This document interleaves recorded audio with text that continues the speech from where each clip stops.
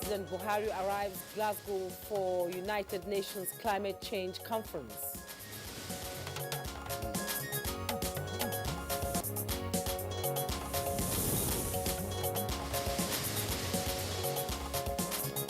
Vice President Yemi Osinbajo assures of better days ahead for Nigeria. No matter how bad the situation may be, the Spirit of God is here. Attorney General of the Federation distances self from invasion of Justice Odili's house.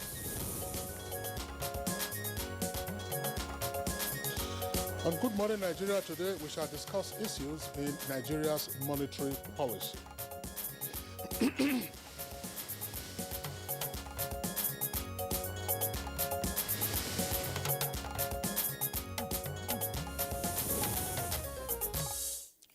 Monetary policy is one of the several instruments deployed by the Central Bank of Nigeria to address microeconomic challenges such as rising inflation, low economic growth, high unemployment rate, surplus liquidity, and the health of the nation's external reserves. Now, monetary policy decisions influence, on the one hand, the volume of money in circulation, which has a direct relationship with the level of prices of goods and services. Now, experts also say that a reduction of monetary policy rates seeks to increase money supply, while an increase in the rate seeks to control liquidity in the economy. Indeed, Kingsley, and the CBN at its last Monetary Policy Committee meeting sometime in November retained interest rate at 11.5% and also maintained all key parameters. The Apex Bank earlier had to ban the sale of forex to bureau de change operators after reviewing the free fall of the naira in the money markets. But there are lingering concerns that in spite of those key decisions, there are still problems with some of the rates. For instance, the exchange rate at the parallel market has hit at least 570 naira to a dollar, even though the central bank warns that that is a small fraction of transactions that occur there. Now, at the official rate, of course, is around about 414 naira to the dollar. Economic experts also argue that the official exchange rate does not appear to reflect the true market situation. And then comes the e-naira. At a time, the CBN still grapples with expanding financial inclusion. The e-naira is anchored on blockchain technology and positions Nigeria as the first country in Africa to launch a digital currency. The Central Bank of Nigeria has explained that the e-naira has the prospect of increasing Nigeria's GDP by some $29 billion over the next 10 years. It's also expected to make financial transactions easier for every stratum of society. So what are the key issues in monetary policy and implication or possible outcomes for the economy? We have assembled a team of experts that will discuss the issue in our conversation segment later. You're welcome to Good Morning Nigeria, the first edition in the month of November 2021. And for the week, I am Juma Yusuf. And I'm Kingsley Osadolo. I join my colleague Jumai to also welcome you to the program live on the network service of the Nigerian Television Authority. As my colleague Jumai indicated, in examining issues in Nigeria's monetary policy, we shall also be taking a look at the relationship between the monetary policy issues and fiscal policies on the one hand, and also monetary policy and trade policies on the other, because they all form part of the ecosystem of seeking to manage the macro economic environment. We also have our complementary segments, including newspaper review and business.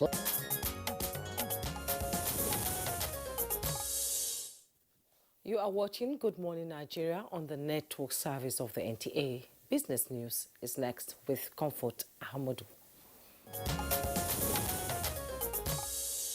When I learned the POP and the painting and paint production, I was feeling on top of the world. I felt like I've learned everything. The federal government, through various initiatives and financial intervention, has supported the growth and development of small businesses and empowering the youth in the country. There is advocacy for government to pay more attention to projects that stimulate jobs and institutions to equip youths with the required knowledge and skills for arts and crafts, which have comparative advantage in terms of employment generation. The small businesses create their own wealth, they add value to the economy, they create jobs, eliminate poverty or reduce poverty, and then the youth will have something to do. Because there is a saying that an idle hand is the devil's workshop. That is why it is necessary for youth to be equipped with skills. We must put our trust behind the youth. They will not fail Africa. The Africa's youth will make Africa prosper and succeed and become a globally competitive continent. But we have to put the wind behind their sail, and that wind is not words. That wind is money. They say it is critical for government to sustain investment in construction, housing, power and the oil and gas sectors to mobilize more domestic resources. With Business News, Comfort Amadu.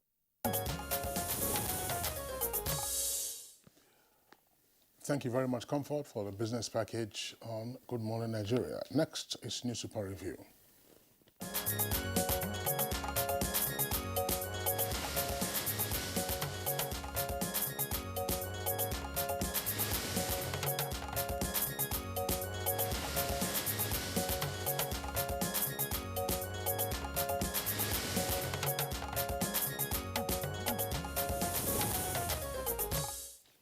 And our newspaper reviewer, Bayo Toby, is in the studio. Good morning, Bayo. Thank you, Juma. Good morning. Hope you had a restful weekend. Yes, thank you very much. Good morning, Kingsley. Good to see you. Good. Good morning, Nigeria. Good morning. Let's begin with the Daily Trust newspaper this morning. And just below the masthead, we have how informants, other collaborators fuel banditry. How informants, other collaborators fuel banditry. You find details on page 28 and 29. Domestic airfares skyrocket despite new airlines entry. That's details on page 24. How poor state of Abuja, Kaduna Road aids accidents, kidnapping. That is our headlines in the Daily Trust newspaper with riders. Many lives lost to accidents. Commuters groan, call for speedy work. Payment issues, rains responsible for delay. That's coming from the federal government. And you can see the picture there, showing how bad the roads are. That's the current state of the Abuja-Kaduna Road. Just below the picture story, insecurity, orders cut Nigeria's foreign investment to $875 million, lowest in 5 years. You find details on page 27. At the bottom plate of the Daily Trust newspaper, mixed reactions trail Fashola Sanwo-Olu's monthly rental proposal. You find details on page 32. CBN unveils criteria for supporting 100 local firms. You find details on page 26. CBN unveiled criteria for supporting 100 local firms. Kidnappers abduct Chief Imam, 2 sons in Abuja. Details on page 44. Kingsley. All right, let's also take a look at the front page of Leadership newspaper. Lift embargo on fossil fuel investment. President Buhari tells Europe and America. Lift embargo on fossil fuel investment, President Buhari tells Europe and America. And the lead story has a double-decker headline, 6 days to Anambra poll, residents flee over rising insecurity. That's on page 4.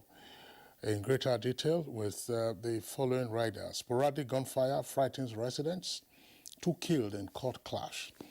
Police assure residents of adequate security and call for calm. Traditional and religious leaders warn IPOB against hampering conduct of election. And other headlines there on the front page, tanker explosion case 3 in Niger. Proscriber Motekun, northern youths tell federal government. Yinka Odumaken's widow gives birth to twins. And CBN releases criteria for companies' participation in 100 for 100 PPP. And lastly, Irabo, that's Chief of Defense Staff, wants voluntary retirement for 19 victimized generals. That story continues on page 4. Bio. Thank you, Kingsley. Let's start with the conference on parties of the UN Framework Convention, for which President Muhammadu Buhari traveled to Glasgow, Scotland yesterday. He's expected to deliver a national statement at the head of state and government segment of the conference tomorrow. Expectedly, he will highlight Nigeria's priorities and activities taken to tackle climate change, especially progress in Nigeria in the transition to low-carbon economy consistent with the Paris Climate Agreement. Nigeria is a signatory to the Paris Agreement COP26. The president is expected to participate in some of the sideline events to be hosted by US President Joe Biden and another by French President Emmanuel Macron. After Glasgow's summit, President Muhammadu Buhari will proceed to France on an official visit. It is a reciprocal visit to the visit of President Macron to Nigeria. The People's Democratic Party held its elective convention over the weekend. There were 34 aspirants for 21 vacant positions of National Working Committee members. 18 candidates emerged by consensus, while 3 positions were contested for. Dr. Yosha Ayu emerged as chairman, while Senator Samuel Anyanwu is now the national secretary. The 3 positions that were contested for were Deputy National Chairman North, Deputy National Chairman South, and the National Youth Leader. Governor Amadou Fintiri, the chairman of the PDP 2021 National Convention Organizers Committee, announced the outcome of the 3 positions. Ambassador Umaru Damagum pulled 2,222 votes to become the Deputy National Chairman North. He beat Hajia Ino Chiruma, who scored 365 votes. Ambassador Taufik Arakwaja polled 2,004 votes to beat Prince Olagusoyi Oyinlola, who scored 707 votes for the position of Deputy National Leader South. For the National Youth Leader, Kadade Suleiman scored 3,072 votes to overcome Usman El-Kudan, who scored 219 votes. In his remark, Dr. Yasha Ayu says that the People's Democratic Party remained the only party in the country, describing its rival in power as a contraption. He said the PDP would receive mammoth crowd in days to come. He said many imagined that the convention will break up the People's Democratic Party. Their dreaming, he said, was in Wonderland and misplaced. On Friday, the appeal court in Port Harcourt struck out the appeal of former National Chairman Uche Secondus seeking to stop the exercise. The 3-man appeal panel, in an unanimous decision, held that the application lacked locus standi. Justice Gabriel Kolawole, who read the ruling, said, Mr. Secondus, the appellant, his motion fails and is hereby dismissed. The 6th respondent, that is the People's Democratic Party, is empowered to hold its convention without hindrance. Dr. Yasha Achu, who is now the chairman, yesterday said the PDP will come back, unite our people together, north, south, east, and west. On the side of some happenings over the weekend, law enforcement officials were reported to have invaded the residence of Justice Mary Peter Odili to execute a search warrant. The warrant was said to have been issued by a magistrate. As the point of execution, the security operatives at the residence challenged those security who had come to the home of the justice. In the ensuing confusion, the issuing magistrate is said to have revoked the search warrant, having discovered that it was procured on the premises of a misrepresented fact. The Economic Financial Commission denied involvement in the search warrant execution. The Office of the Attorney General also says that there is nothing like joint panel on recovery in the Office of the Attorney General of the Federation.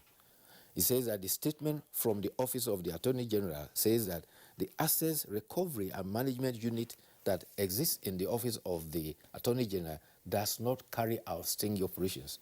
The Attorney General is on record that he has reached out for investigation and prosecution of anyone involved.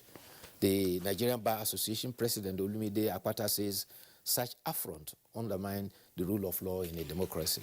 Meanwhile, there was a siege once upon a time at the National Assembly, it may be recalled, and there were consequences from that aftermath.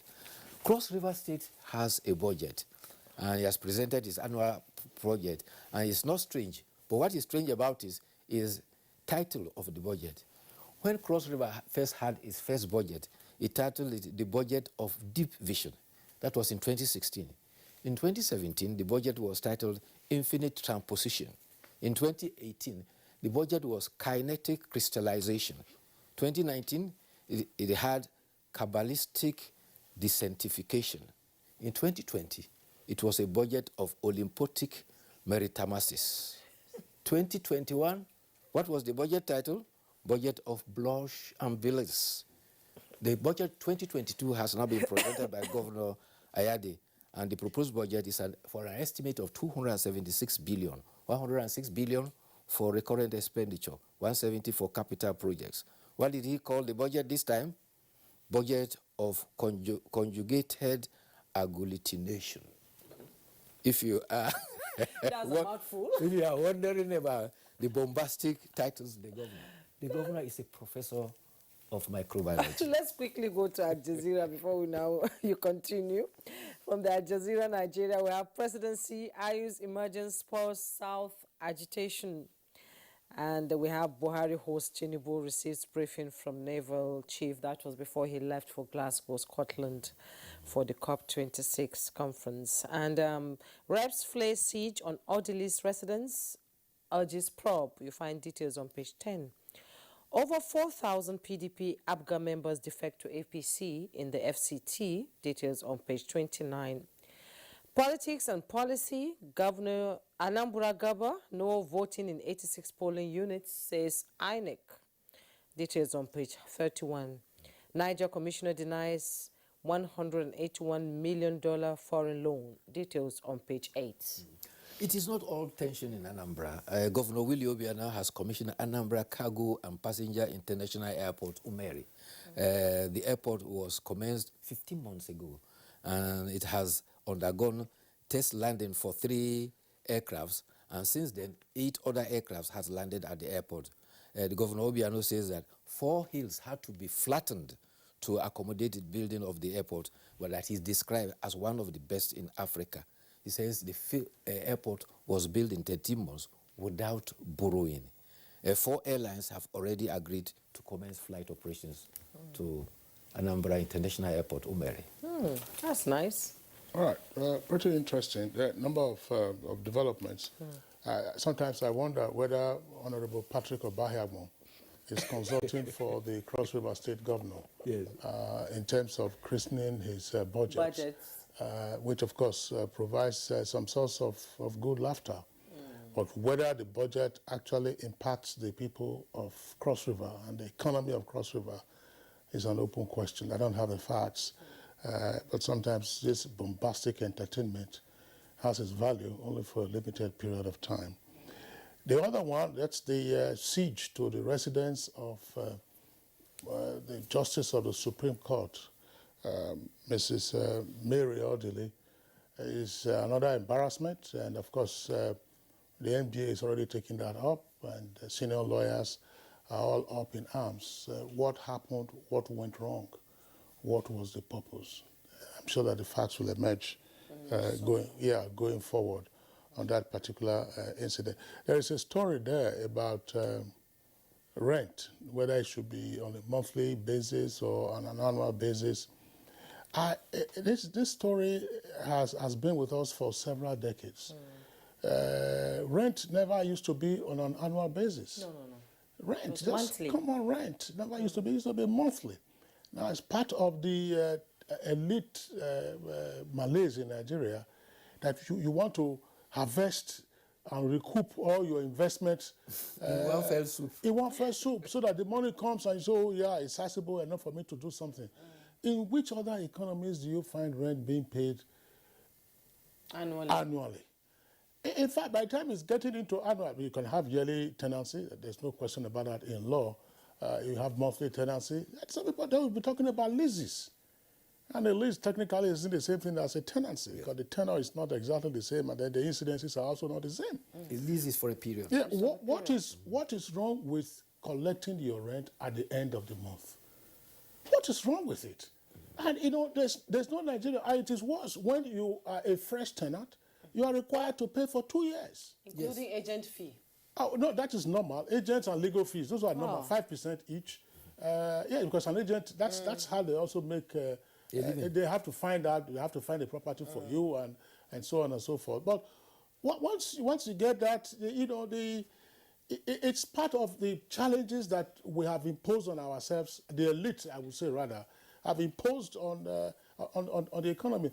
Nowadays, it is a lot easier, I would imagine, with electronic transfers and so on. In the past, when you had to count your money to pay to a landlord would say, oh, you know, the ordeal of having to come around every month. If the landlord has an account, you pay into the account. You make your transfer. It's a lot easier. The issue is not to bemoan it. It's to say, look, how do you crack this issue that has bedeviled us for several decades now? I think this may have started with in the 70s when oil money just poured in, and then everybody wanted to, you know, start reaping handsomely without the patience of. No, it doesn't just make sense. Your investment is not going to go. Your house is there, the tenant pays some caution fee or otherwise when the property is being let out. So your property will always be there, but you have to pay the money once so that when the man or the lady, the landlady, some of them are here, they are very brutal. But you know, when they see the money, they will say, "Yeah, this money has come." Bayo, you understand what I'm saying? Yes. Juma, you are smiling. And this is not intended to cast aspersions, but the point is, how do we stop this? And if you recall, in Abuja and also in parts of Lagos, I don't know whether it's still going on, some landlords were collecting rent in foreign currency. Yes. It depends on where you're living. Well, on that note. Well, I'm just going to add that I was a tenant before, and it was Herculean. What I needed to do was to save a specific amount every month to make sure that I'll be able to pull it together at the end of the year. But salaries are paid monthly. But when you demand rent annually, it becomes a big problem. But he who wears the shoes knows how it pitches and has to plan how to avoid you have to go through every day in Abuja. You have to keep counting your coins. It's everywhere. It's everywhere. Well, sorry, I don't buy us living. It's, you know, we often lacerate the social media for being purveyors of fake news and bad news and hysteria. Over the weekend, I'm sure you must have seen the video that circulated of some pupils who were knee-deep in flood water. Not to put a flood. Put all his light. Knee-deep, and they were reciting the national anthem. Initially, when that video came out, there was no indication as to the location of that particular incident. But within hours, it was clarified that it was in a place called Makoko. You're familiar with that? It's a riverine part of Lagos, of course, it's riverine part of Lagos. And you could see the feature among the children. They were just glancing here and there. That's right. But the purpose of that was explained, but why it had to be done is something. As the Lagos State Commissioner for Education has already taken up the issue. So that's one positive coming out of the social media, the kind of reaction that is elicited, and then, of course, positive steps we hope that the Lagos State government will take. Yes, indeed. Well, Bayo, thank you so much for coming. Thank you for that. A pleasure as always. We'll take a break now. When we return, our conversation will begin.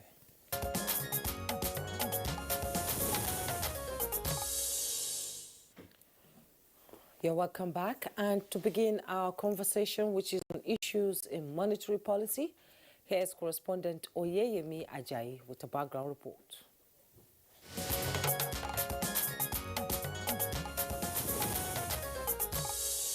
The monetary policy is an instrument used by the Apex Bank to stabilize the economy as well as strengthen the naira. Over the years, the Central Bank of Nigeria has churned out various monetary policies to make exports cheaper and attractive to importers from other countries as well as boosting local production. However, inflation is continually on the rise and bringing it down appears dicey. The urban inflation rate increased by 17.19% year-on-year in September 2021, from 17.59% recorded in August 2021. While the rural inflation rate increased by 16.08% in September 2021 from 16.45% in August 2021. In July the same year, the Central Bank of Nigeria took a bold step by banning sales of foreign exchange by bureau de change operators, explaining that the market has become a conduit for illicit forex flows. As it stands, weekly sale of forex by the CBN now goes directly to commercial banks, even though the BDC operators are still active and using shortcuts to obtain forex. The launching of the e-Naira by President Buhari comes with the prospect of $29 billion GDP growth. The e-Naira is the digital form of the physical Naira, built on blockchain technology that prevents duplication or creation of fake units. Now, what effects will these policies and innovation have on the national economy, and what are the trickle-down benefits for the common man? Guests on the program will discuss the issues in a moment.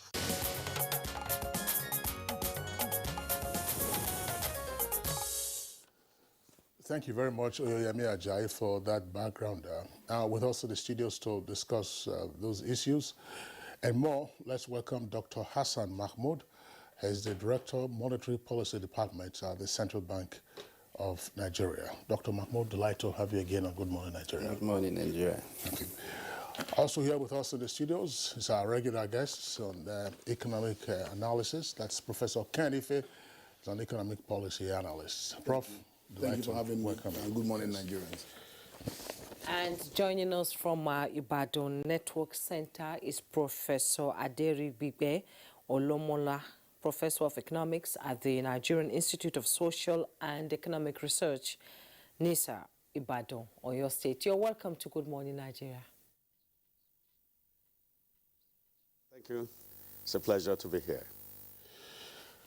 All right, gentlemen, once again, our pleasure to have you with us on today's program. Let's begin with the Director of the Monetary Policy Department at the Central Bank of Nigeria, Dr.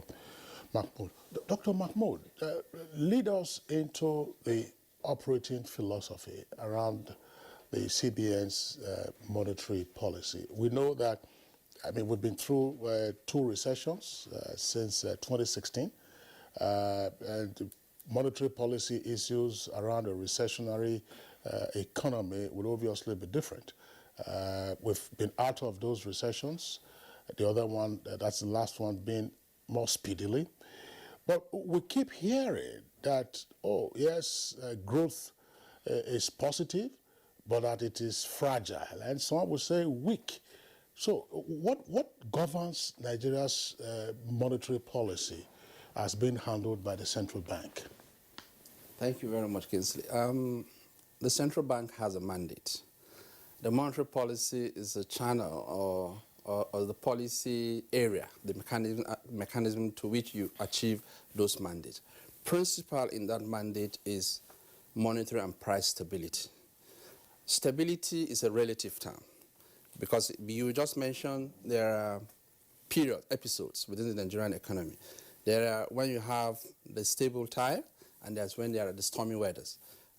During crisis, policy tools that will be used will be different from when things are normal. Over this period, or let me say over the last 6-7 years, we have technically like 2-3 crises, major crises, which dipped the Nigerian economy to negative territories. The policy tools that are going to be used at those periods to address those challenges will be different from the standard monetary policy tools you use when inflation is single digit, when employment is high, when GDP is highly positive, like when you used to have 7-8% GDP.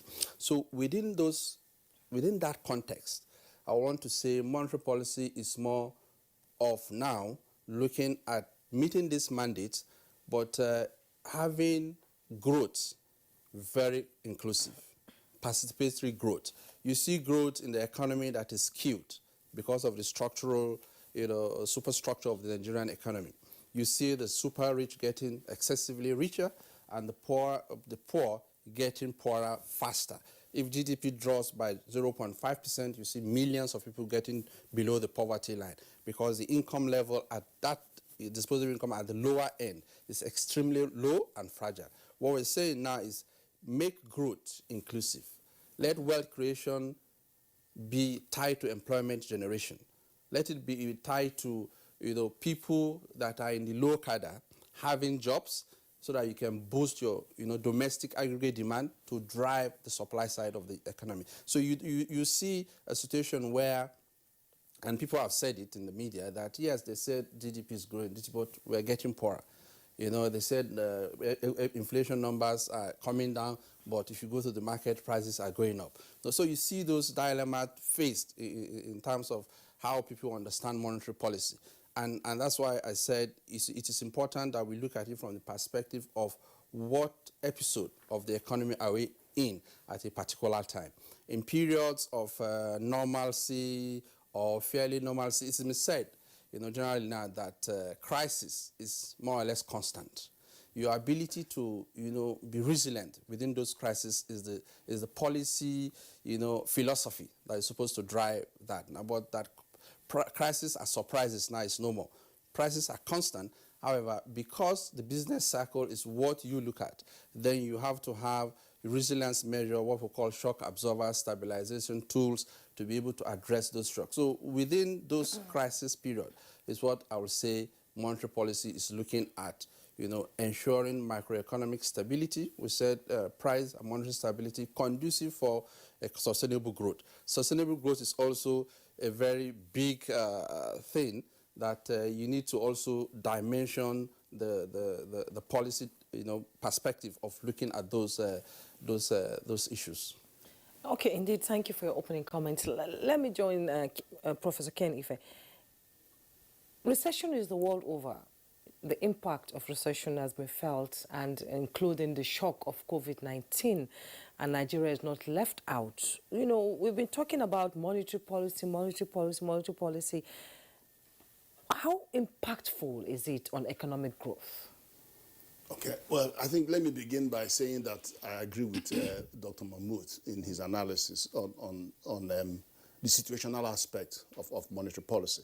In 2008, we've gone through three. In 2008, we had a different kind of challenge. It was prime mortgages in U.S. coming down, hitting the financial system. And don't forget that the primary focus of central bank is maintaining financial system stability and also price stability, which is inflation and all that. So the attack was mainly at the banking sector.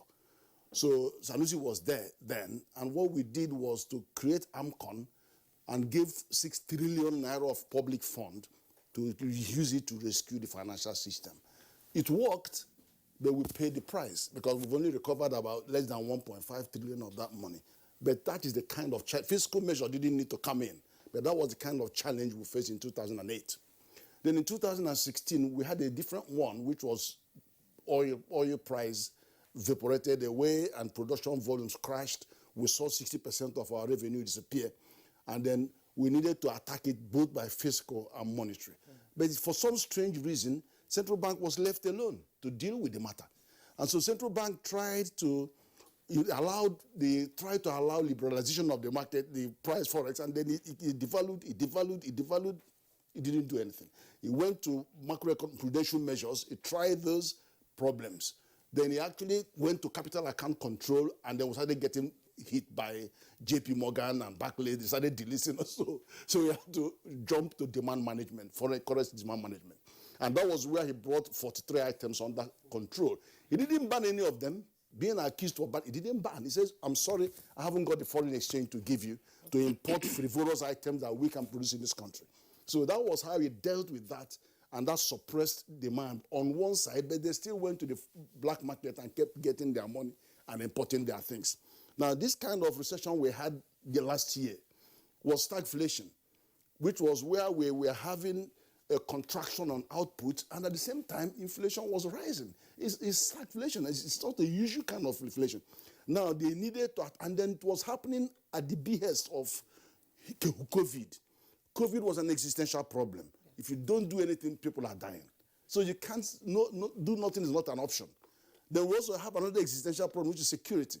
The security was pervasive and it was asymmetric in 6 geopolitical zones. You don't know who you're fighting. and you are seeing people dying, and so they couldn't, and you have to spend money to buy equipment. So it's a matter of life and death. If we didn't do much, we'll become Afghanistan. Everybody will pack away from this country.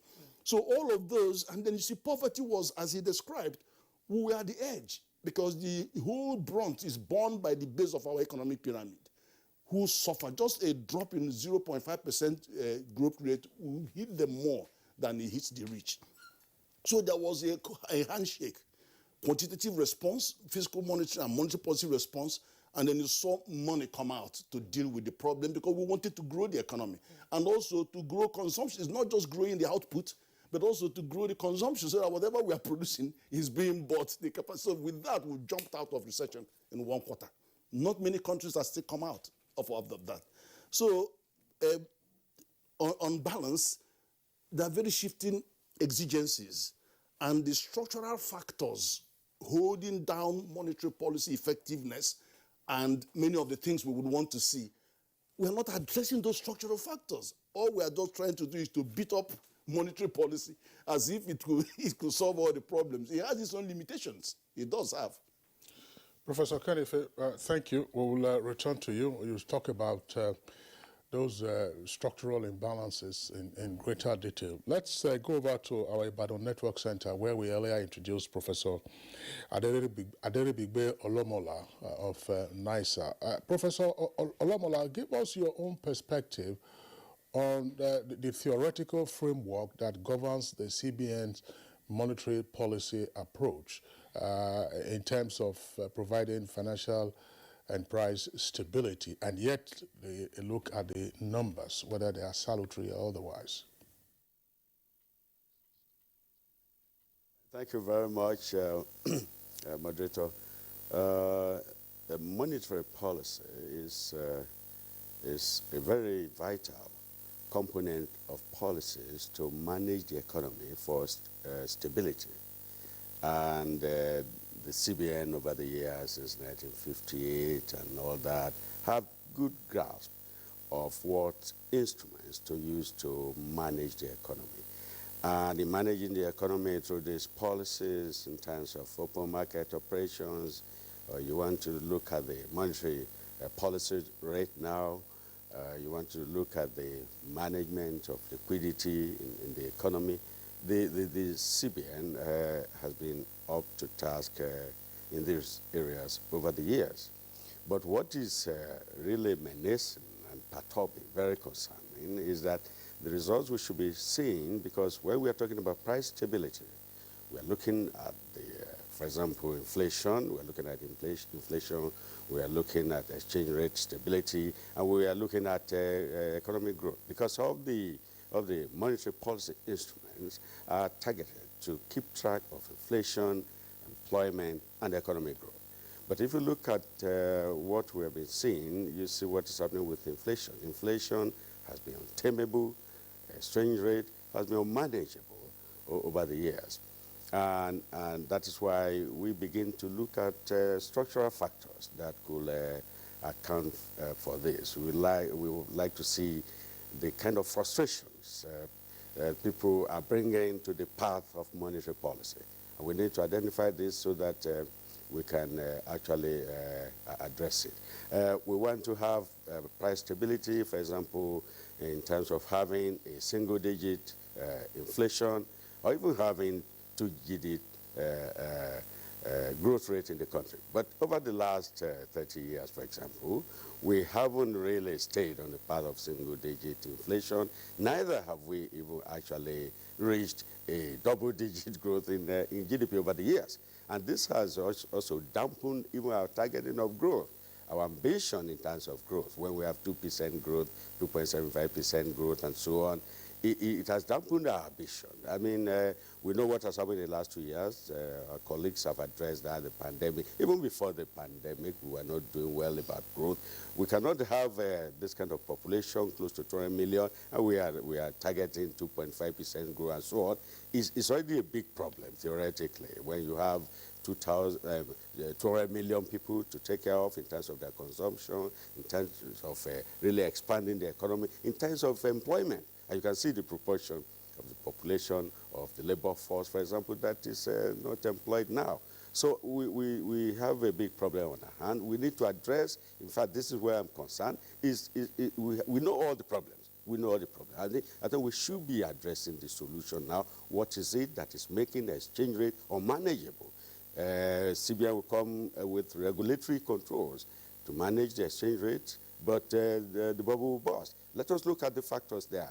The CBN wants to really manage the macroeconomic fundamentals, but some structural factors will not let them do this. Let us identify this. And over this period, we have seen one area in which we see continued support of development financing by the CBN. This one area that the CBN has been spectacular in the last 4 years. Look at various sectors, agricultural sector, industrial sector, the SMEs, the MSMEs. Look at the funding that's been going into this area. But there are a number of structural factors that will not allow the economy to see the gains of these interventions by the CBN. So, not that the monetary policy, not that they're not appropriate, but they're being frustrated. Let us look at where we get to the exchange rate, including the digital currency that is being introduced. We get there. You will see it's part of the efforts to promote financial inclusion in the economy, to create employment in the economy, and to reduce cost. A low productivity economy, a low productivity, high cost economy cannot promote growth. And we should bring out other policy to make sure we tame costs in this economy, to make sure we increase productivity in economy, so that everything can be in sync with what the monetary policy is supposed to achieve in terms of low inflation, in terms of even reduction in unemployment, and in terms of high growth. So we need, this is an area where we should make contribution, I think, in this debate, in terms of providing solutions to make monetary policies work. That is, work in the sense of achieving its objectives of macroeconomic stability. You see what is happening with the macroeconomic fundamentals. In spite of the high infusion of monetary policy tools, every quarter we lay out what certain parameters will be, you know, and we are monitoring these parameters rigorously every quarter of the year. But we must look at the factors that are now allowing these parameters to stay at the level expected, to stay at the level projected for the economy. For example, even the 2.86% growth that the CBN projected, the federal government itself projected 3% growth in GDP, IMF projected 2.5% growth in GDP, averaging about 2.79% in GDP. It cannot solve fundamental problems that people are facing in the last 2 or 3 years. So we know that we are even below the regime of growth that can make the economy to be stable. So we really have a number of things in terms of solution to suggest. Indeed, Prof, I'm going to stay with you a little bit more. And you've talked about the structural factors that, affecting the monetary policy. There must be some certain level of weaknesses to the policy itself that will affect the effective implementation of these policies in Nigeria. Can you outline some of them, please? Now, let's look at the exchange rate, for example. We have to be able to manage the exchange rate for price stability. High rate of the Naira, high exchange rate will, at the end of the day, also lead to high inflation because of its pass-through effects, from the prices of goods and services imported to domestic prices. But let us look at the import process, for example. You will see the kind of imperfections in those markets that even when we say, okay, this is the exchange rate regime, this is the kind of management we want to put in place, through this process of trade itself, imperfections are introduced into the monetary policy to make it virtually unworkable. The CBN may not be in the position to control those trade policies and their imperfections. So you can see with that now, it is not allowing it to maintain a reasonable level of exchange rate and a reasonable level of inflation. This is part of the imperfections. If you want to go still further on the exchange rate, for example, you see what has happened since June. But sometimes maybe delay in taking actions may seem to be one area in terms of the response of the CBN. Maybe that is probably one area we can say probably maybe the delay. But what is causing the delay is political factors. Political factors. So it's a major factor imposing weakness or disallowing the policies to achieve its aims. Look at the Bureau de Change. When June 21st or 27th or thereabout, the CBN now came heavily to perform its role and to clean the system. You can see the political imbroglio and the pressure mounted on the CBN. No, the Bureau de Change was going to expand. There were only 74 in 2005. They increased to like 5,089 in 2020 and thereabout. What is the benefit? These people attract benefit to themselves, rent-seeking, when the CBN is focusing on national stability and expansion of growth. The high rate of expansion of Bureau de Change clearance and setting up, let us look at what is the motivating factor? It's self-interest. And then the exchange rate that is circulating, and then the money that we are getting, is not being used to finance imports and something. It's using for private interest to make profit. They take the exchange rate as something that they can trade in to make money. And when they get money, they save it, and not even to create employment, to set up businesses. No. For example, election is coming, for example. People want to amass wealth to finance election. This is part of the structural factors. Election in Nigeria is a trade fair. People want to store money for buying and selling of votes. Because those political bigwigs, it's easy for them to capture the foreign exchange market, accumulate the dollar, and then during election, then they start the money will come. And these are part of the legacy structural factors we talk about, and which the CBN is not going to be the police to monitor all this. They have done their work. And look at even what this action is causing in the country. They tend to dollarize the economy. And you know, dollar is not a legal tender in this economy. Everybody knows. Everybody knows. But people, you want to pay for hotel, then now big people, they go to hotels that charge like say 85,000 naira. Then you pay in dollars. And is CBN going to go to the hotel to start arresting those people? Right in our face here, people are dollarizing the economy. We all kept mute. There are agencies to control this. The agencies monitoring hotels and so on.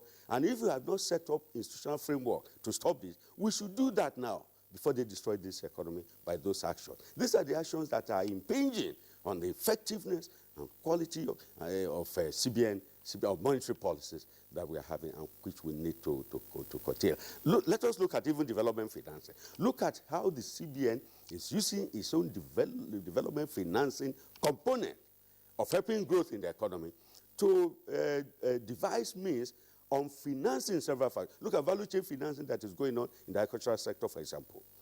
And if you do this very well, you see it will create employment and create wealth. And when you do this, you reduce import of those commodities, let's say rice, for example, and other soybean, for example, cashew, cocoa. If they are doing value chain financing for processing, and I know SMSs and various financing projects, the Ankoboras that the CBN is doing, if we have no structural factors impinging on the success of this, some people who don't have farms at all, they lock on to these Ankoboras, they get the money, they don't use it to perform this. But there are some who still use it, but you therefore not have the estimated quantity of supply that you require to dampen inflation in the economy. And this is very important. And you can find out that because of critical supply shortages, the spiral of inflation, the disequilibrium in macroeconomic fundamentals is hinged upon also insecurity and these foreign exchange movements in the country. So exchange rate devaluation and also the bottlenecks, the imperfection in the exchange rate that makes the exchange rate so high now artificially is fueling inflation, making it difficult for the CBN to tame inflation. The insecurity that's also reduced supply shortages in the agricultural sector is also heightening food inflation. also contributing to the rise in headline inflation that we're achieving, making it difficult for this monetary policy to achieve these fundamental objectives of price stability and economic growth in the system. These are the factors we need to redress powerfully by the government so that monetary policies can work. Monetary policy will not work in such a chaotic environment. It is not expected, theoretically and fundamentally, that monetary policy will work with this level, apart from the pandemic, with this level of chaos in the economy that reduces supply, that increases cost artificially, making it cost push. These are the factors that are not making the monetary policy achieve its optimum impact in the economy, and which we need to address very seriously. So, Lomola, thank you very much there for the insights that you have provided. Virtually, it's like Dr. Hassan Mahmoud has an advocate in the other two guests. But of course, they have pointed out some of the structural impediments. That's to say, Professor Lomola. Professor Kenife, you were the first to hint at the structural challenges that are impeding the effectiveness of monetary policies being enunciated by the central bank. You may wish to also speak to this, perhaps in a more concise manner, before we bring in Dr. Mahmoud again. Okay, as a country, we have two visions besides 2020 that's gone. We have a vision of $1.64 trillion GDP in 9 years' time, 2030, and another one of 6.4 trillion in 2050, pointing to growth. But the reality is that our population is growing faster than most countries in the world at about 2.8 to 3% per annum, our population. Our urbanization is moving from 48.8% to 75% by 2030, showing that all our young people are heading to the urban areas. Also, we also know that reality is that over 65 years or above is the average age of the farmer producing the food we are eating today. So you imagine what will happen to the food production system by 2030. So in this circumstance, we have to grow the economy. Not growth is not an option. You have to grow this economy because urbanization is moving at 4.66% rate every day, every year. Population 2.3. You cannot stay stagnant. Population is 3% minimum. 3 to 3.2%. Yeah. So if you have that, you have to grow the economy. Otherwise, poverty will get worse and it will get out of hand. The other one is employment. We all send our children to university. Only 7 to 9% of them find job. So 93% come out without job. And you're telling me that it's sustainable. Do nothing is not an option. Because it will come back to the political system, it will come back to everybody when the boys and girls come out in the streets. We don't want that. So you must grow the economy. And so how do you grow the economy?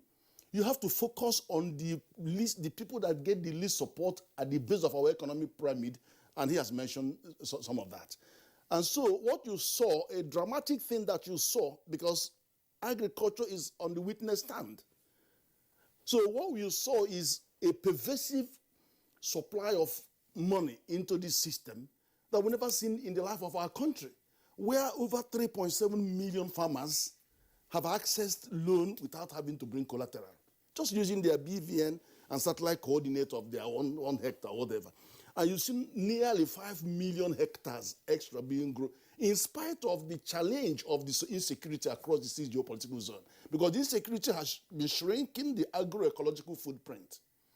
But we are fighting back with incredible response, having millions of farmers access credit and produce food. And then bringing in mechanization, launching everything, new seedling, the whole chain, the whole value chains being attacked. So this is because of the monetary policy's response, quantitative response from the development finance aspect. So that's how we are beginning to deal with what is a crisis situation, caused by insecurity, caused by all other variables. Now, you say, but what are the structural factors? Can you explain to me why a central bank that was previously having about $3 billion every month funded by NNPC to the reserves, and suddenly for the whole year, nothing has come in? and then you expect it to go and get money where? Much of the money coming into the reserves, where is it coming from? Some of them have borrowed money. Some money, when you borrow, then you have some of the borrowing, those dollars, those dollar-based borrowing. So you see them going into the, and then you see the bank came out last year to attack the issue around remittance, to see whether some of it can actually hit the shores. Because what we're having is that, is shenanigan. We don't want to go there. But it was dealing, we need to deal with that. And then there are so many other sources. It's just frankly, you can't depend on FDI because FDI has gone. It's kissed goodbye. We got only 1 billion last year. All this is coming down from about 10 billion down to 1 billion. This year, it will not go more than $600 million. That's foreign direct investment. And if you like, you can go and devalue the money to $550. It's not going to increase, bring $1 extra on foreign direct investment because we are not dealing with the structural issues, the concerns of that coming in. Foreign portfolio investment, it vanished in March last year. Because of all the COVID issue and all the speculation around the economy, they went. And they are coming in trickles. And of course, for them to come, they expect a very, very high interest rate to come and creep. And then those conditions are not so conducive for them to come. So you have to manage what you have. What we have is not what we are managing. Okay, Prof, we will get into the details of not managing what we have efficiently or effectively. There's a point that you have raised, which has to do with some would say, alarming rate of urbanization. I've been to some urban centers in Nigeria, and sometimes I just get worried by the surge of apparently jobless young persons milling around all over the place. Do we understand the drivers of this rapid urbanization and the kind of challenges that it will pose socially and economically? Well, the major concern is if you want young people to stay in rural areas, how are you going to engage them? First of all, the CBN has started getting all kinds of value chains, there are 10 of them, aquaculture, cattle, all this rice, grit, so that people can access money to actually do what they can. And wherever you are, if you need to clear land, they give you money for clearing land. If you need to mechanize them, which is rigging, harrowing, and they provide all that, the seed, they give you the correct seed, they give you the fertilizer that is relevant to the soil, they do all that, the whole chain, aggregators, and all that whole value chain sorted out. So people can comfortably do what they need to do. They don't need to worry about selling the goods because they already sold on the arrangement. They don't need to go and... so many things have been sold. Okay, that's one. The second one is that the technology that they need, they want to have it in rural areas. So if they don't get it, they go to the urban areas because they can't tell them not to use mobile phone. You don't have to watch television. They have to go to the urban areas. But here, you've seen massive investment in payment infrastructure by the CBN. So people you can stay where you are and you do all your money. And when we had COVID and lockdown, the industry that gave the highest growth was financial and ICT. Yeah. Because people were sitting wherever they are and transacting. That was only made possible because we had an aggressive bank that wanted to unlock all the lacunas in the chain and then put money on infrastructure, USSD infrastructure and payment infrastructure, license more people in. Now, even the e-Naira is going to say, if you don't have network, you will still be transacting wherever you are. Do you understand what I'm saying? It all adds up.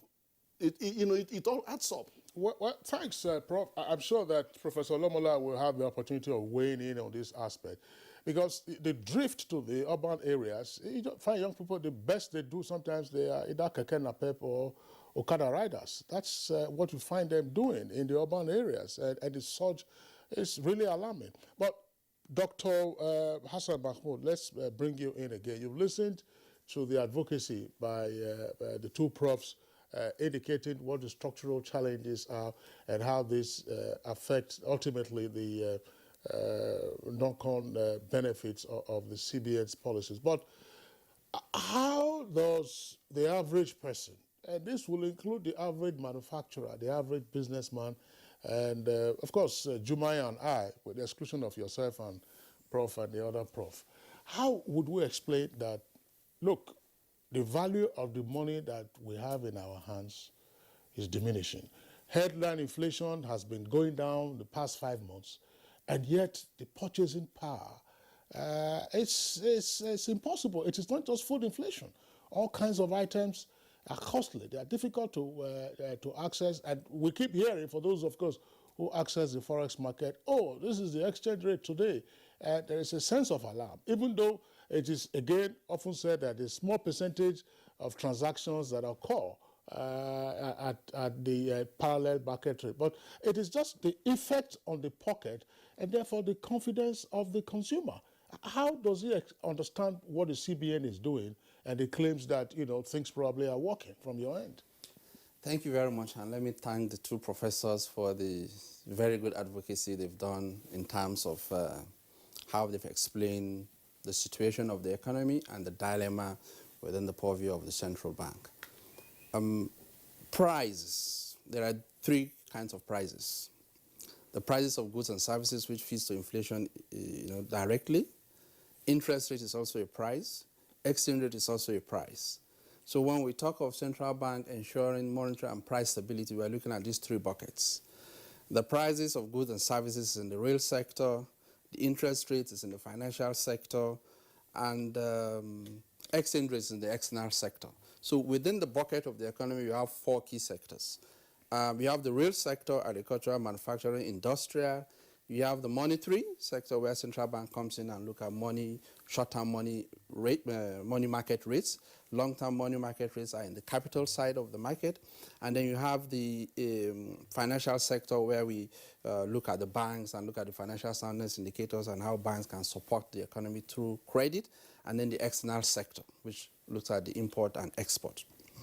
These four sectors, where central bank tools are most potent, is the monetary and the financial sector. The other two sectors, real sectors and the external sectors, are the issues the professors are flogging on, the structural rigidities within the economy. So if you have those four buckets, and you need to connect them, because, well, like I said, monetary policy is to drive sustainable growth. It's not just a policy tool on its own, standing in isolation. It's supposed to fit into that. So if these other four buckets are not, synchronizing with where the monetary policy trajectory is going, then you start seeing these distortions, these unexplained dilemmas, these structural issues, and you have this debate whether the issues are monetary or physical, or structural. So if you look at those three prices that I've mentioned to you, driving inflation, and let me also explain this, even though it's not very palatable. When we talk of inflation, we are looking at changes in the movement of price over two periods. So you can have a situation where let me give a clear example. Rice, a bag of rice is 1,000 naira in January. By February, it moved to 15,000 naira. By March, it moved to 12,000 naira. Technically, the rise in price has reduced, but the absolute price has not changed because it's moving 10, 15, and then it came down. So if you look at that change, percentage change over those two periods, you will say that, yes, the speed at which it is rising has reduced, but the price is still high there. That's just for theoretical. What is important is that let it come down, whether it's the percentage change or the absolute terms. So and what is driving those changes in price?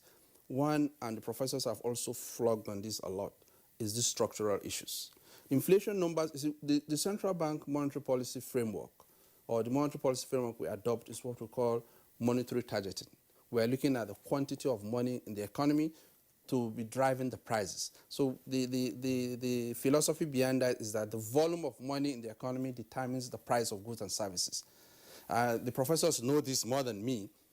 The quantity theory of money is what, if you denominate the velocity, you look at money supply determining the price of goods and services. And what makes our GDP, when we say real GDP, the denominator is inflation. So when you look at, the welfare effect, what inflation does is that those gains, those monetary gains, are discounted by inflation. So in real terms, what you get is the real effect of the changes in prices over these two periods. So when we look at inflation numbers, we look at what are the factors that are driving inflation. And the major component of inflation is food prices, is food, the food component in the CPI. Now, what is making the prices of food to go up. The professor mentioned about issues around security. We also mentioned issues about disposable income of the generality of the people, those that are engaged in the agricultural sector. We talk about issues of how the agriculture or manufacturing itself are being able to adopt, latest technology, productivity issues, not necessarily production. At what cost do you produce? So you see those costs feeding into the final price of goods and services. Issues around transportation. Even if you produce, how do you get them to the market?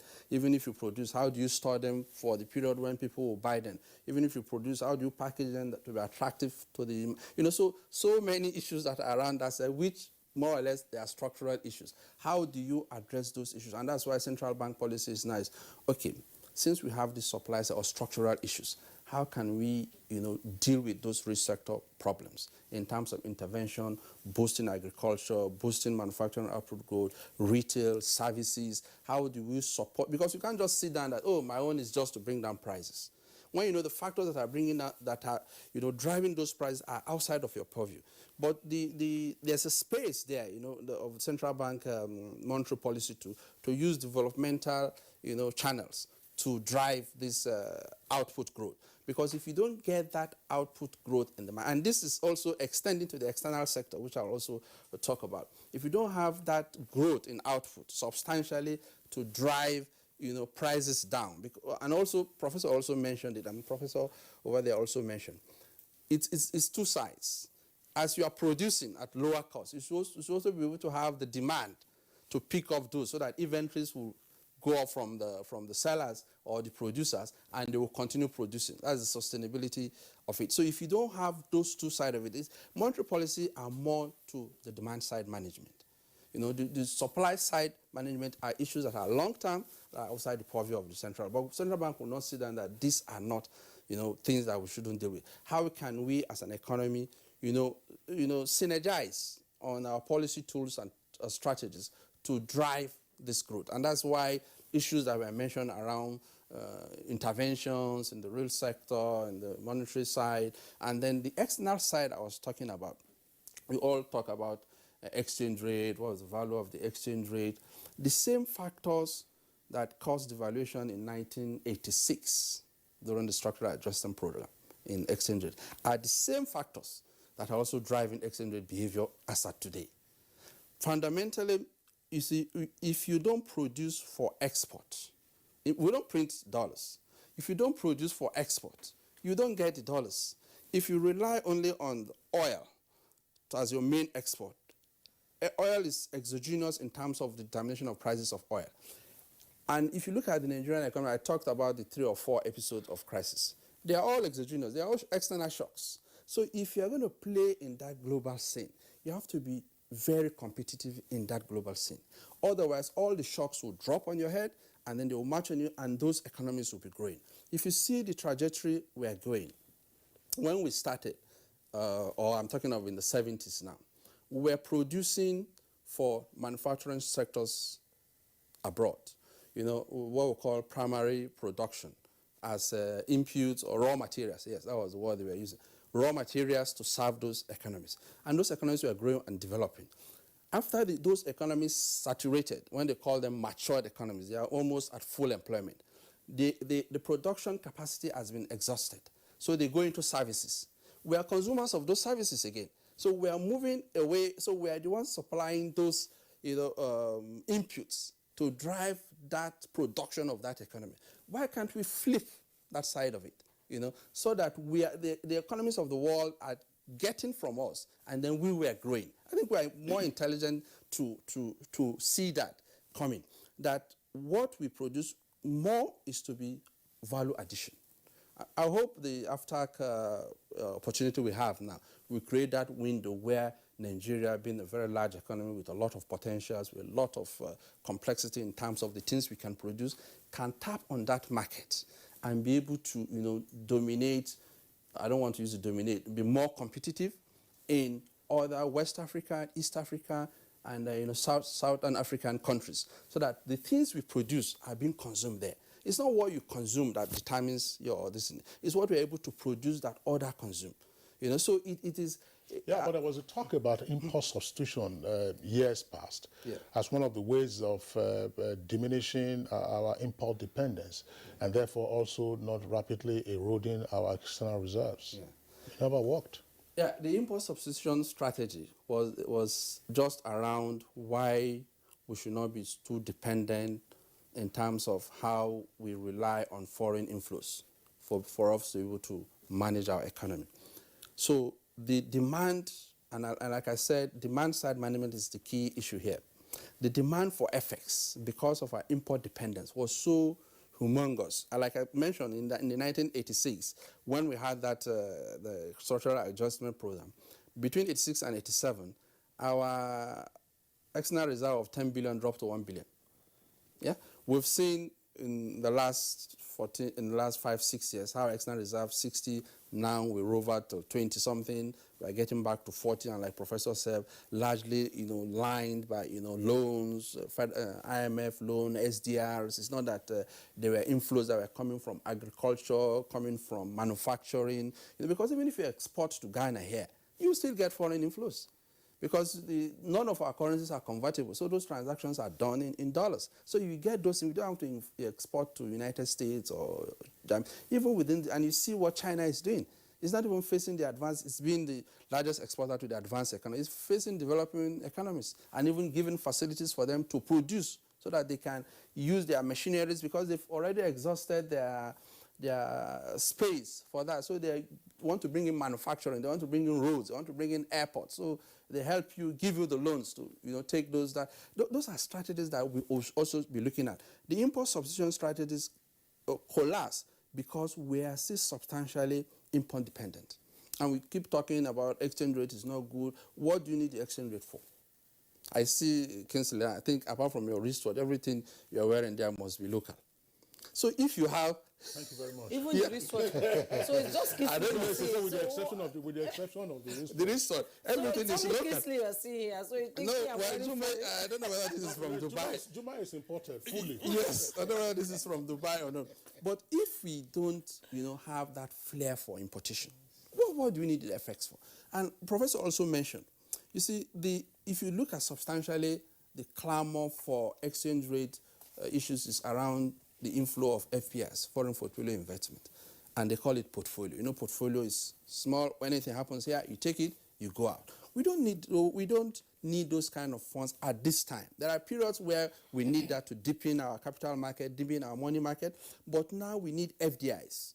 FDIs that will stay, that will bring about production. Yes, we don't have the technology, we don't have the manpower sufficient to drive that competitive level. But when we bring it in and we adapt it, then there's skill acquisition, there's internalization of those technology, and then the economy will grow. Dr. Hassan Mahmoud, I know, Juma, sorry, while it's still on this flight, it is not as if Nigeria was not at some point industrialized to a certain degree. Yeah. We suffered deindustrialization. And I'm sure you must have encountered, we suffered deindustrialization. Yeah. There were all kinds of things, textile. In different parts of the country, it wasn't just only in Kaduna. Go to Lagos, if you came to the old Midwest, if you went to Kano, old Midwest, there were at least 2 textile mills. There was one Edo textile mill in Benin. There was Asabatex, which also had a football team. Then if you went to the east, you had 2 million jobs gone. Textile was there. You could have them. Berek was producing all kinds of things that you had. So what is it that Odu tires, for instance. Today, I don't know, Michelin left Port Harcourt. So anyway, these are some of the points that you may wish to also factor in to see to tell us whether indeed there's an appreciation of the structural impediments that continue to block those other industries from re-emerging and then getting us to re-industrialize. But you saw we're going on a break, do you mind? Yeah, we're going on a break now. When we return, our conversation continues.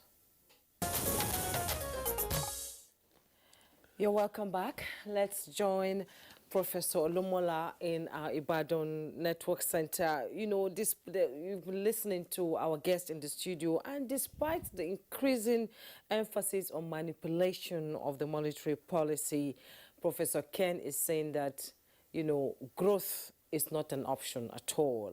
Let's look at another policy that just came up recently, which is the e-Naira.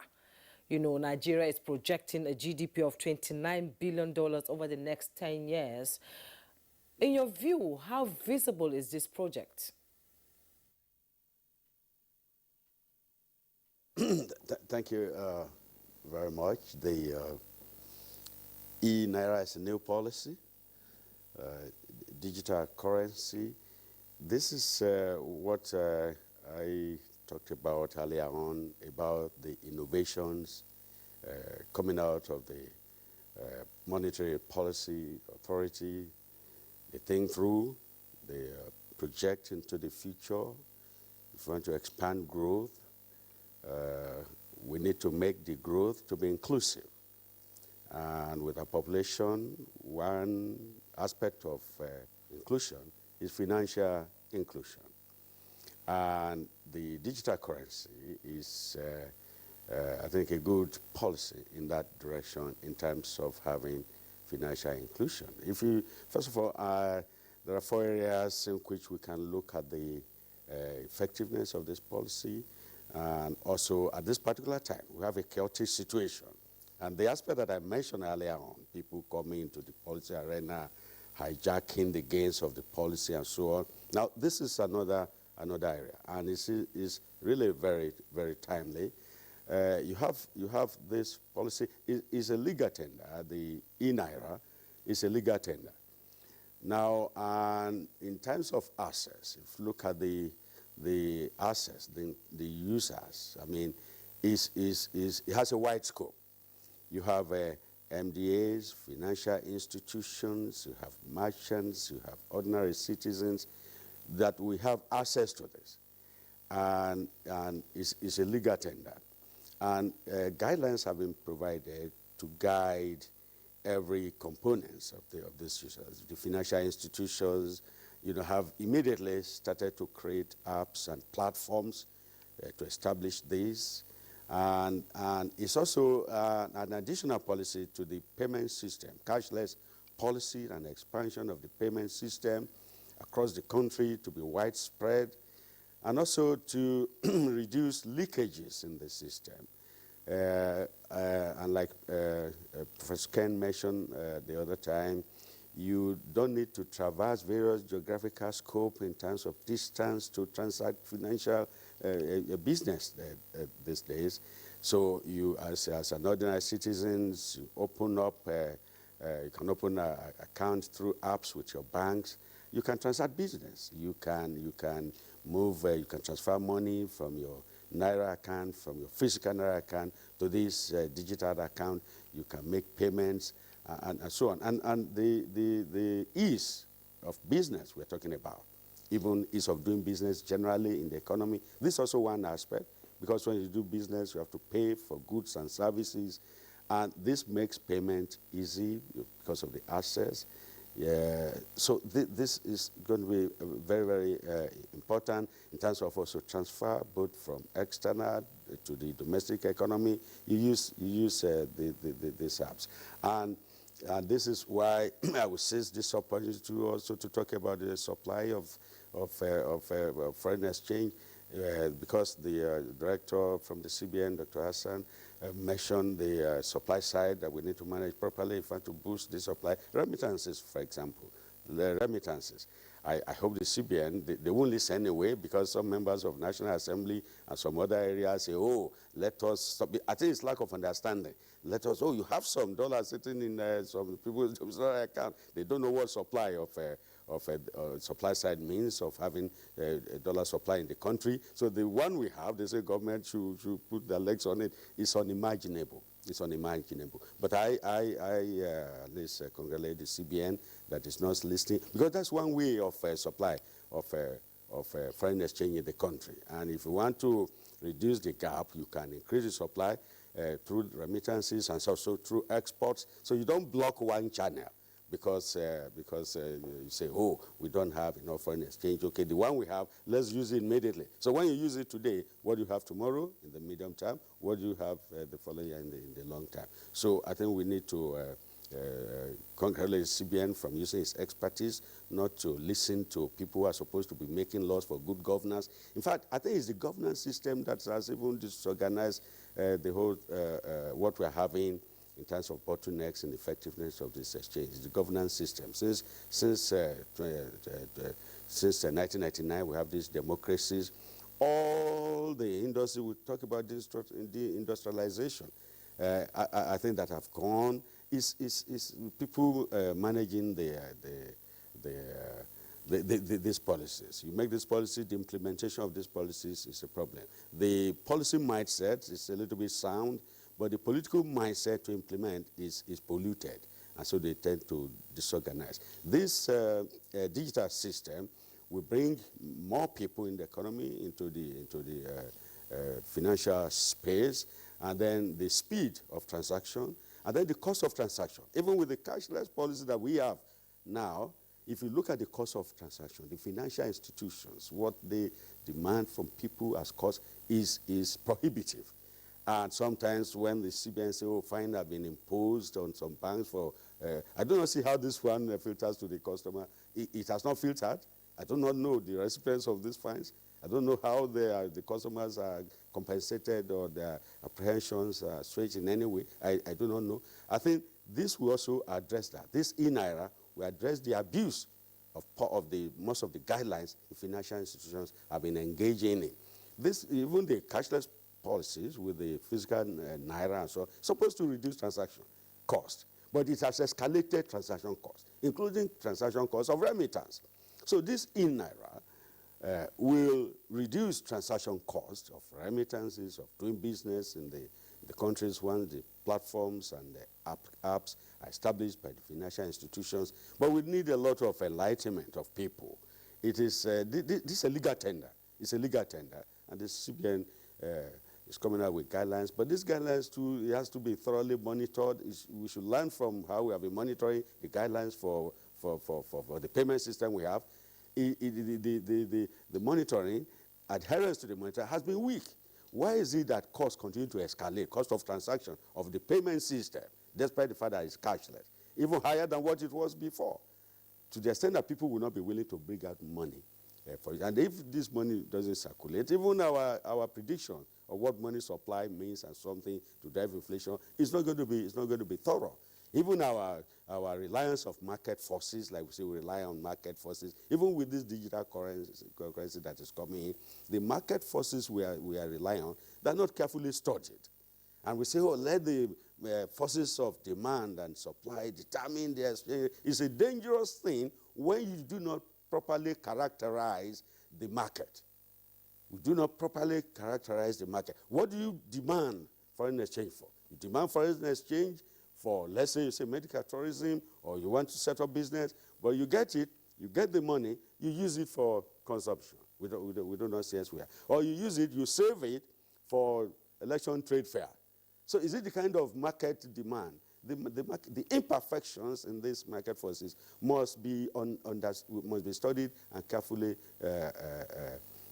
analyzed, so that with the equilibrium price we are talking about can be properly determined, and the CBN can be properly guided. I mean, we have a elegant, sophisticated research department. I think this should be the next research we should do, to look at that market force we are talking about, and then properly characterize it and get an equilibrium price, which will form the basis of our liberalization of that market, and say, let the forces, if you are depending on the wrong force, we'll be misadvised, misdirected into we have this counter-cyclical problem in the foreign exchange market, because we can describe it by mouth. So these people, let us do a study to properly characterize this market, so that we are not misguided by the wrong market.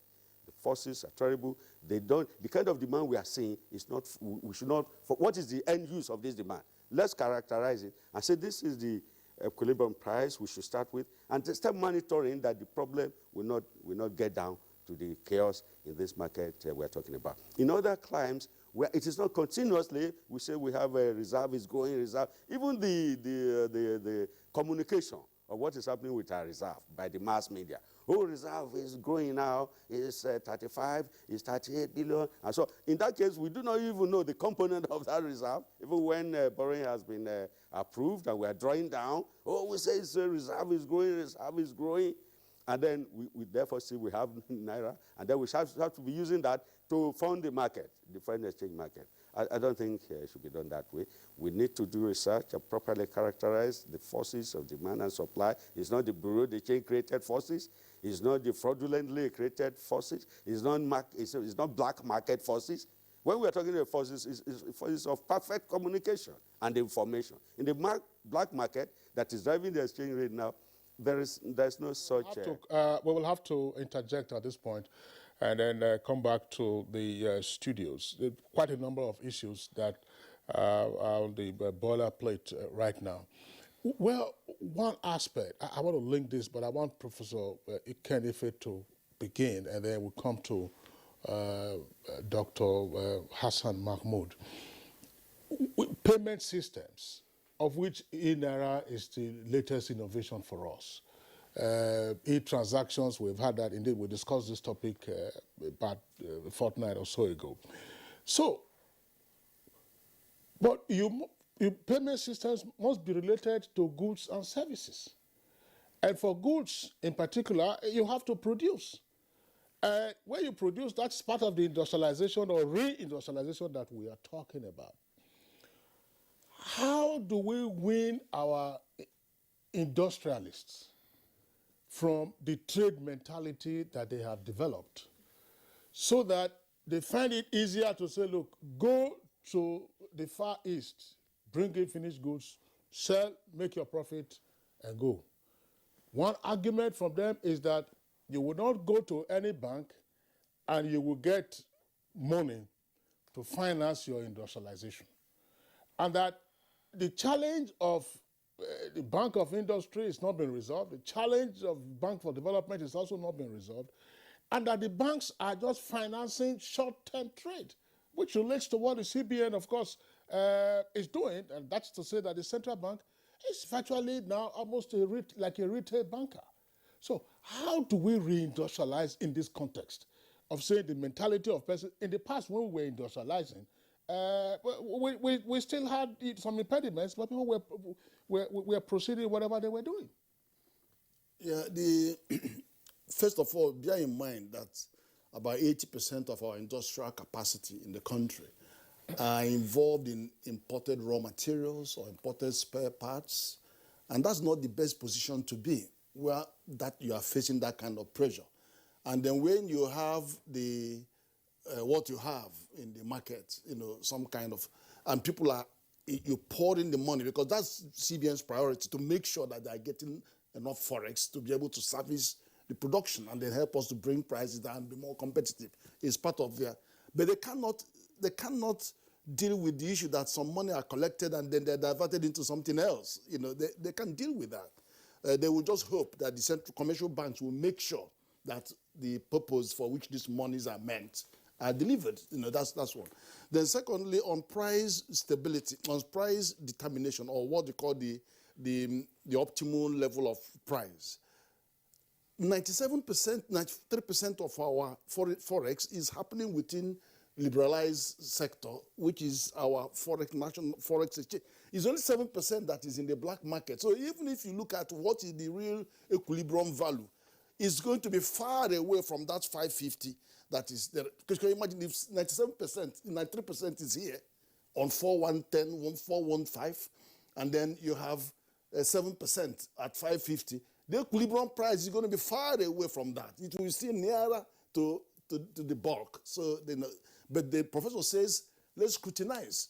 Let's scrutinize what that money is being used for. So we have to sanitize that. Because a lot of them are speculation. Politicians are speculating on the price of the Naira, and then they buy in dollars. And so then do we need to review the forex policy? Yeah, that's a different ball game. But let me tell you something about the way CBN has been handling this. Is focusing on technology, gaining from technology. We follow technology because technology, Fidel Castro says you either take a revolution, or a revolution will overtake you. When you have technologies like blockchain technology that is robust, you're not going to change that technology. The technology is what is going to change you and your services. You either imbibe it and get on with it, or you will be overrun by it. Tell me what would have happened to the commercial banks if they did not have the benefit of improved payment infrastructure and then have agency banking. If they did nothing, they would have been in trouble. And then you have what do you call it, USSD-based payment systems. If they did nothing to embrace it, they would have been in trouble. And then if you now have POS, how many millions of people are using POS today? They don't have to go to the bank. If the banks didn't engage, they would have been in trouble. And then they have mobile money. You're using a mobile phone to transfer. If the banks didn't engage, they would have been in trouble. In fact, this particular COVID last year would have dealt ruthlessly with the banks if they didn't embrace all of these new technology-based facilities coming in. So CBN now say, and CBN began to think about e-Naira since 2017, before this blockchain thing exploded. So it is a movement that is in the right direction. And then you have to embrace it to be able to prepare the economy, to grow the economy. You're now going to see millions of businesses that are going to be based on e-Naira. One of the constraints of monetary policy is that the transmission of monetary policy was a problem when half of the people are not in the banking sector. A lot of the money is not in the banking sector. And then 40% are so poor, below poverty line. So who are you reaching with monetary policy? So transmission of monetary policy is now going to be much more effective because most people will now enter into the system. Now, government collecting tax. Is there any time you use your phone to make payment, you don't see tax go out? It's going to start getting more tax from everybody. So, and then you begin to see people informal suddenly becoming formal because they are into the net. But how does this drive reindustrialization? No, the thing is that the demand, you're actually working on the demand side of the economy. And then you have two other areas to help, which is the demand management that is restricting abuse of this foreign currency to buy products that we do produce. And so reducing the scope. All I wanted is that let the monetary policy, fiscal policy respond and augment. And then you have the trade policy augment. But they're not doing as much as the monetary side. So you are depressing the demand for imports by that policy, and you're encouraging backward integration by pouring in domestic finance to ensure that you create the products, you're funding the products, extra products we are producing. You are giving 1 trillion to the manufacturing sector as the real sector. There's a lot of money. 3.5 trillion was put there on the table during the COVID to encourage all the demand side all the supply side of the economy to produce the products to compete. And then, of course, we still have work to do on the exportability of these products. You've produced them. Are they exportable? Have they reached the quality standards for them to compete? So, Dr. Hassan Mahmoud. Yes. I think I want to bring one perspective to this, and it's in the global literature. You see, we've been lamenting on several problems of Nigeria and providing solutions. I want to ask the question, do we really understand the problems? Or do we really know what the problem is? Because if we are using several solutions to solve a problem and the problem persists, just like Kingsley is saying, industrialization is still there, 40 years. Then that means, do you really know the problem? If you are having headache, and they are giving you medicine for malaria, and it didn't go, was that headache really from malaria? Maybe you have high blood pressure. Maybe you have diabetics. Maybe you have something. Maybe you are stressed. Maybe you are stressed. So it is important that you know that it is stress, so that you just go and sleep. You don't need to even take any drugs. Sleep over the weekend, and when you come back on Monday, you don't have headache. So I think, studies have been done in this area. That's what we call problem-driven iterative adaptation. Break down your problems, to buckets. I mentioned we have 4 sectors of the economy that are key to this let monetary policy stay first. We have other key vital sectors that will play in this. Let us diagnose this problem. Let's break it down, and let's see how we can start solving it bit by bit. Maybe if we had sat down then and deal with import substitution and concluded with it, we will be dealing with backward integration in the oil sector. The Nigerian economy jumped from primary production to services. That is matured economy. You know, so you see people contributing to GDP now in good percentages, but there are only 2 people in that business. You see very, good IT, fintechs that are making hundreds of millions. The people there are 3 or 4. But you have, Council also mentioned, you see the population growth. The GDP is not catching up with that. So real per capita GDP is extremely low. If you look at the inflation, the exchange rate in Indonesia, and you look at their per capita income, the per capita income of Indonesia is like 5 times that of Nigeria. But their exchange rate number is not very different. Their country is also devaluing. So when you look at those issues, we now said, okay, let us look at these problems from each of the sectors, the fiscal, the monetary, the financial, the external sector, the real sector, and diagonalize and cascade it down, and then start solving it bit by bit, instead of taking it from the top and said, okay, devalue the Naira, FPIs will come in. And so I think that would be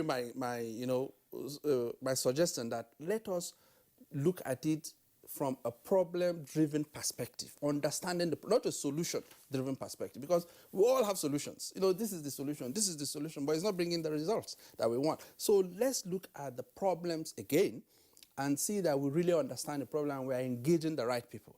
If you are engaging central bank instead of you to engage the private sector, or instead of you to engage the players in the financial market, then you are engaging the wrong person. So let's sit down and look at that, and we have the skills, we have the professors, we have the engineers to deal with that, and then we'll get a solution to that. Mahmoud, indeed, yes. I know we are signing off.